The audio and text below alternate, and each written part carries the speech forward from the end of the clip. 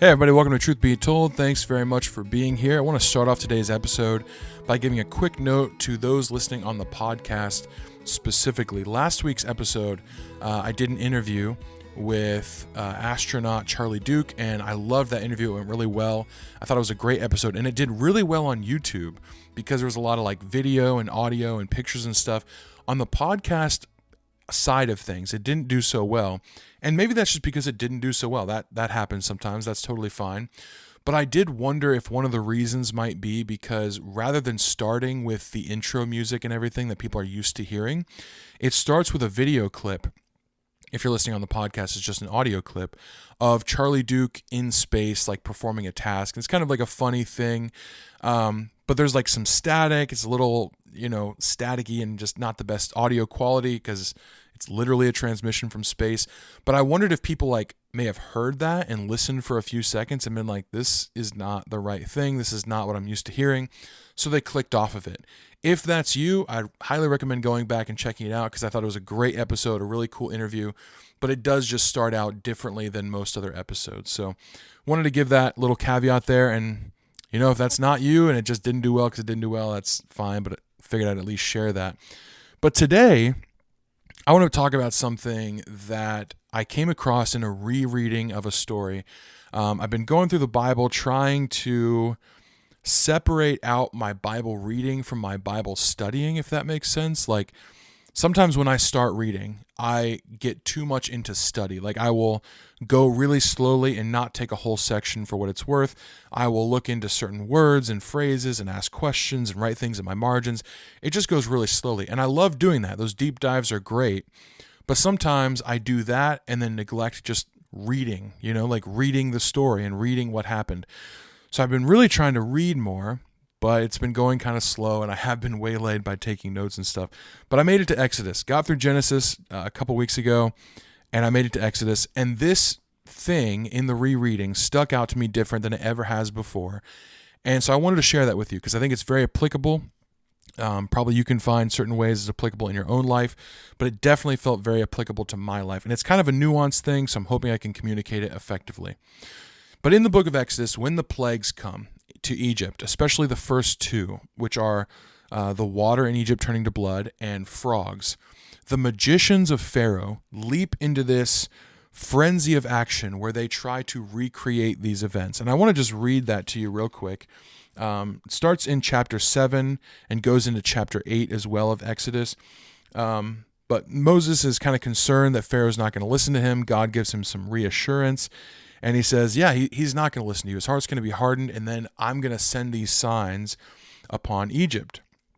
And this starts in verse 14. It says, Pharaoh's heart is hardened. He refuses to let the people go. Go to Pharaoh in the morning as he is going out to the water. Stand on the bank of the Nile to meet him, and take in your hand the staff that turned into a serpent, and you shall say to him, the Lord your God, or not the Lord your God, the Lord, the God of the Hebrews, sent me to you, saying, let my people go, that they may serve me in the wilderness. But so far you have not obeyed. Thus says the Lord, by this you shall know that I am the Lord. Behold, with the staff that is in my hand, I will strike the water that is in the Nile, and it shall turn into blood. And this happens. The Nile turns to blood, but not only that, the rivers, the canals, the ponds, all the pools of water, and even household vessels filled with water turn to blood. So there is no fresh water in all of Egypt. And then Pharaoh sends out people to dig at the banks of the Nile, and they gather just enough fresh water to barely survive. But then in verse 22 it says, but the magicians of Egypt did the same by their secret arts. So Pharaoh's heart remained hardened, and he would not listen to them as the Lord had said. So this happens. The first plague happens, and the Pharaoh sends to his magicians, and he says, we need to do something about this. And the response of the magicians is to try and recreate this miracle that God did. Then in chapter 8, he's going to send frogs on the people of Egypt. And it says, the frog shall come upon you and your people and on all your servants. The Lord said to Moses, say to Aaron, stretch out your hand with your staff over the rivers, over the canals, over the pools, and make frogs come up on the land of Egypt. So he did, and the frogs come. But then in verse 7, it says, but the magicians did the same by their secret arts and made frogs come up on the land of Egypt. Now, I've known this story. I've heard this story. I knew that the magicians did this. This was like in the Prince of Egypt movie by DreamWorks that I saw when I was a little kid. Like, they even got that part historically right. I knew this happened, but for some reason it struck me very differently this read through. And I think it struck me differently because on this read through, I asked the question, why are they so concerned with replicating what God has sent upon them? And that might seem like a weird question, right? Like, well, they're obviously trying to show their power, but why do it in this way? Wouldn't it have been better if they had tried to undo what God had done? But that's not what they choose to do. They are so focused on revealing their power through their gods that they are willing to add to the curses placed on them, rather than consider for a moment the legitimacy of God or the power of God to be able to undo what he's already done. They're so afraid of legitimizing God. They can't just say, wow, your God is powerful, he's done an amazing thing, let's see what our gods can do to fight against that. They're trying to delegitimize God. Their big concern is delegitimizing God by showing their own power to do the exact same thing. And they're willing to add to the curse that God has placed on the land and on them in order to do this. And I just think this is wild. This is absolutely wild to me. All of their water has turned to blood, even in household vessels. They have no fresh water left. We're going to have all of Egypt digging at the banks of the Nile to try and get a tiny bit of fresh water just so we can survive. And you know what we're going to do with a little bit of it?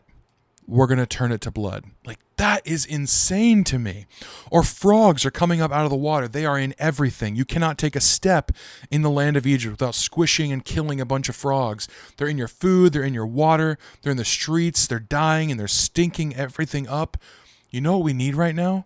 More frogs. Like, that's the effort that they put all their work into with their secret arts and their cooperation with their pagan gods is we need to do frogs like God did frogs.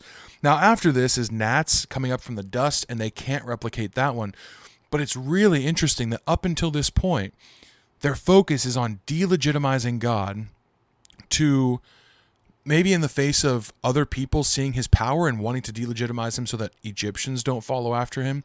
But their focus is not on their own safety, their own well-being, the safety of their people, the well-being of their people. It's not on, wow, this God is powerful, I didn't even know about him before. It's just about delegitimizing, even to my own hurt, to my own expense. Let's not pray to our own gods and pray that these things go away, that our gods protect us. Let's not recognize the power of the God that sent them. Let's see if we can fix the problem, the bigger problem probably in their minds, of people legitimizing this God by showing that we're just as powerful as he is, that our gods are just as powerful as him. Let's look at this curse on us and on our land and add to it rather than recognizing the power that sent it. And I think this response is just unnatural in so many ways. It'd be like stepping on a piece of glass that's sharp, and instead of lifting your foot off of it and holding it up off the ground, you press it down into the ground even further. It's like, this is just unnatural. We don't respond this way. But for whatever reason, in the face of God, certain people's hearts can turn into this weird, hardened thing that responds in this way, that just only becomes more and more hardened to what God has done in a certain moment. And I just think this is unnatural. It shows the unnaturalness of it, I think, that they're willing to add to the curses that God has placed on them, rather than legitimize his authority, his power, and request that he remove the plagues. Pharaoh seems to a little bit, actually. He's like, all right, I don't want this to happen anymore. Please stop. But then once the magicians can do it, he's like, okay, maybe you're not as powerful as I thought you were. Like, we can do the same thing. So these magicians are really locked into this idea of delegitimizing God more than they're concerned about getting rid of the plagues. And I think that's just weird.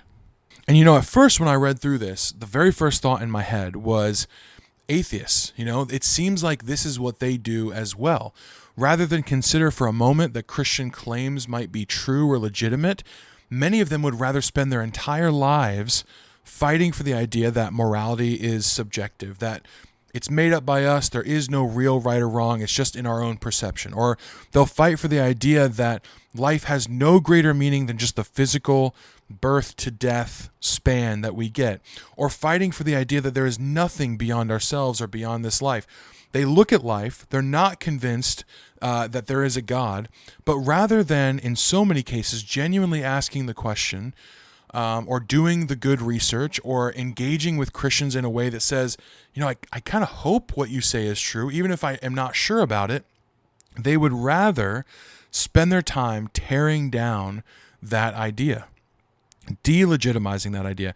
And I'm not saying, there are some atheists that I think do genuinely ask the question, but for one reason or another conclude that they just can't be convinced of a God. I think there are good-hearted atheists that do this, but I think some of them, it seems like they almost are desperate to be right, that they're willing to add, it's like originally you got atheists hundreds of years ago that aren't convinced there's a God and they would debate it, but now it's we've gone down several new avenues to try and block off any belief in God. It's well, what about morality? It's fine, I guess I have to deny morality too. It's they've been willing to deny so many things just to delegitimize the idea of God. Where in my mind, I'm do you not hope that you're wrong? And I'm not saying hope to the point where you ignore evidence, or hope to the point where you turn a blind eye to the things you're uncertain about or have doubts about. Christians have uncertainty. Christians have doubt. But just to hope, at least a little, that you could be wrong. In this state of agnosticism where you think, I'm not really sure, you'd think, your mindset would be towards hope, but instead it's so often towards proving that all the horrible things they believe about the universe are true, in effect adding to the curse that they believe that they're under. But the more that I thought about this, so often, my brain is apologetic. It goes towards atheists and Christians and how I might convince. I really want to get away from that, though, because it only leads to difficulty. But the more that I thought about this, the more I think that even while it's true that atheists might do this, Christians do this just as often, just in slightly different ways. Pharaoh and his magicians refused to surrender to the idea that God was any more powerful than they were. Atheists refuse to surrender to the idea that God exists, or any God exists that is greater than themselves, in effect making them the superior, supreme beings. They are their own gods. But Christians, I think, have forgotten how to surrender as well. And I say this not in condemnation or pointing the finger at anybody. I say this because I think I've forgotten how to also. And this is where it gets a little bit nuanced, but I am hoping I can explain this very clearly. I think so often we feel a certain way or experience a certain thing, and our first response is to figure out what we need to do about it, what we need to do more of, what we need to do less of. And it's not wrong to do your part, right? It's not wrong to consider how you might need to align yourself with God better, or consider what God might be prompting you to do through this circumstance. But there are times where I believe we go way overboard and add to our problem, add to the curse, by not responding with surrender first. Imagine your problem is spiritual exhaustion. Many of you listening might feel this. I have felt this, regularly. This happens to Christians sometimes. You're just exhausted spiritually. You feel like you haven't been restored spiritually in a while. This is your problem. How often is it that we respond with feeling guilty and feeling like we need to add more Bible study, add more prayer, figuring out what we're doing wrong and meditating on that, what is causing this situation, to get back in control? The problem is spiritual exhaustion, and our solution is, what more work can I do to control that feeling? Or imagine you struggle with insecurity.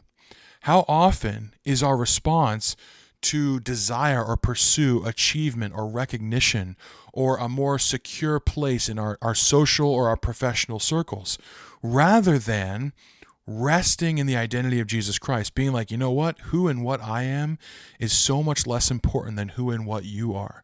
And if who I am is not rooted in who you are, then it's all for nothing anyways. How often is it instead to find our own security in our own places? The problem is insecurity, and our solution is to solidify security or identity in places that don't last. How often is that the case? I think all the time. Now, I'm not saying I'm not saying that bettering yourself is wrong or a waste of time. I'm not saying that prayer or Bible study or fasting are bad solutions to problems at times.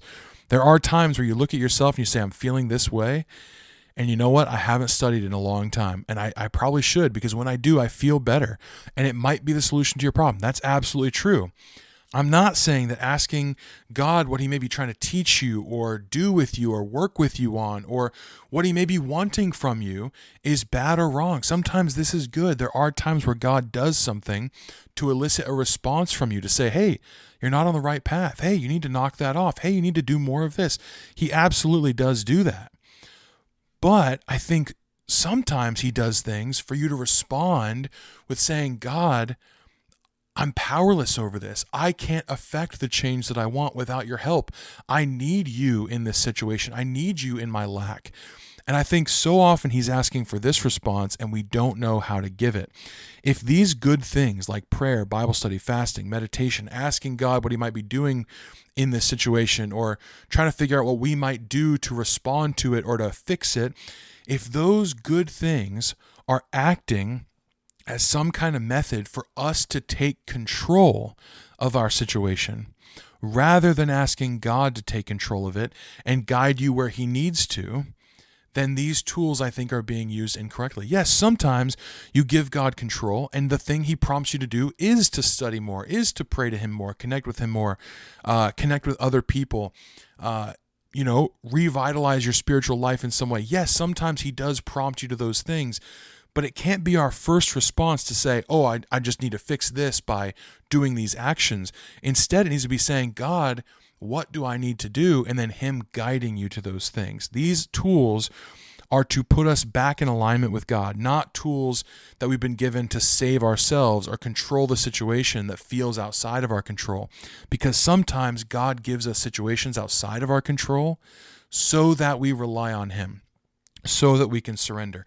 And I think we hear about this concept a lot, right? Surrender, we hear give it to God or let go and let God. But how to do that is never really talked about. And I think it's because it is this ethereal ideal of something Christians know that we need to do, but we don't always know what it looks like.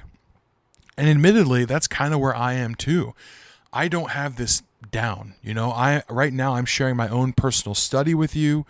And then from that study, the feelings that I feel convicted about within myself, in my own life. This is less of a teaching and more of a sharing of my own struggle with you. So I'm not here to say this is the solution, this is the answer, even though that'd be very popular on YouTube, it'd make for a great title. This is just to say, Christians, we struggle with this. I struggle with this. I don't really know how to properly surrender. So maybe even in the comments or just in your own conversations in your life, if you want to bring this topic up with people, you can share with others how you feel you've been able to surrender in little ways, and then that might help someone else. Or you could ask someone in your own life, how do I surrender to God? How do I give things up to him, practically speaking? Because we know there is something that we should be doing, right? We don't just sit there and say, all right, God, you take care of it. I'm going to just take a nap. No, we know we have a part to play. We're in cooperation with God, right? But we don't know what that balance looks like, and we don't know what giving something over to him really means. But one thing that I think has worked for me, I'll just start the conversation, right? Because I think this is how we can learn this better, to learn from one another. One thing that's helped me is to literally just say out loud to God. This isn't everything, but this is just maybe the start of it. But I'll say out loud to God, I don't know how to give this up to you. I don't know what that really looks like, God. I don't know. Because I know I probably also have to do something here. I know that you expect some response from me, but I don't know what the balance looks like of you doing things and me doing things. I don't know what the balance looks like where you're in control, but I'm doing actions, right? I don't know what that looks like, but I'd like to give it to you because I think that you will have better control of this than I could. I may not know exactly what surrender looks like in a moment, but I do believe that even wanting to want to is something that God can work with. So this is often where I've started. In the same way that I don't think I need to understand all the science behind why this certain stretch helps this tight muscle, right? But I'll do it because it feels good and I know it's going to help. I think I don't need to, I don't think that God requires us to know the how of everything we ask for from him. But even in admitting that we don't know the how, I think it's a part of the first step just saying that we need him. God, not only do I need your help in this situation, I need your help in knowing how to seek help from you. Not only do I need your help in what I'm dealing with or what I'm feeling, but I need your help in even trusting you enough to be able to let you handle it. I need help in even understanding what it looks like to give you control and not be so anxious about whatever's going on. I need help in that. God, I see the difficulty in front of me, and I don't want to add to that difficulty by just forging my own way or, following some formula that I think should work or should put me back in control of the situation or makes me feel like I'm not powerless. Because really that's what happens, right? We feel something, we're in a certain situation, we feel powerless, and we want to regain that power. But really, with our relationship with God, we should kind of, in a way, be okay being powerless in and of ourselves, trusting that in him, we are not powerless, that he's not going to let that vulnerability cause us harm, but that vulnerability with him is actually the thing that allows him to be able to grant us power to work through the situation. As Paul says, when I am weak, then I am strong, right? In our weakness, we are not actually weak because we have God to rely on. When we go to him and admit our lack, when we go to him and say that we need him, when we go to him and attempt to rely on him or say we want to rely on him, even if we don't know how, I think that's the place where he can start working with us and we are actually at our strongest. Pharaoh's magicians saw a work of God and immediately tried to prove that they still had control. Christians do the same thing. I think it's whenever God exposes an area of weakness or sin or fear or dependence, our first response so often is to demonstrate our capability rather than admit our need or our lack. Sometimes God allows a plague not because he wants us to become stronger magicians, like stronger at doing the thing, but sometimes it's just because he wants us to stop pretending that we're magicians in the first place. Stop pretending that we do have control. Stop pretending that we don't need him or don't rely on him.